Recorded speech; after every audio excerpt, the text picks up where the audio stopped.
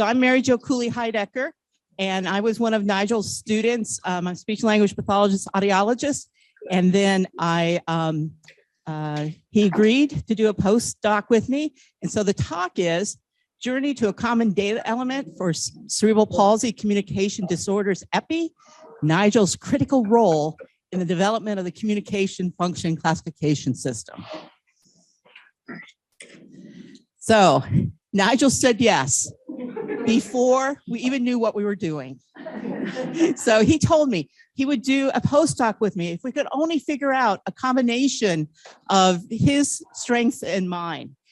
And the problem I brought to him is, how do we develop a tool to push into cerebral palsy epidemiology studies and population registries, because there are so many different definitions if they looked at communication at all, of speech, of language, of hearing. And I brought forward that we needed a communication version of the gross motor function classification system.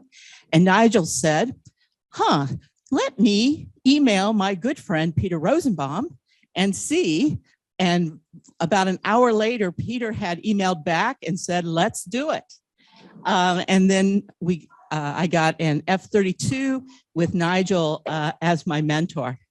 So the communication function classification system is a 5-level classification. And Nigel kept reminding me, it's got to be simple. It's got to be like APGAR, that we can always figure this out. And since that's come out, we've translated, well, we didn't, people out in the world translated it to 26 plus languages. It's been adopted by 14 cerebral palsy registries around the world.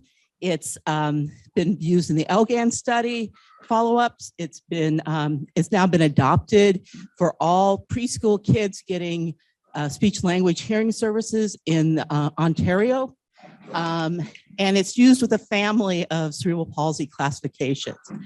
So our original paper, where I got to be first author and Nigel was second, has been cited by 420 Web of Science. I looked up Google Scholar for you, Nigel. It's now 750. So there would not be the CFCS without Nigel. Thank you.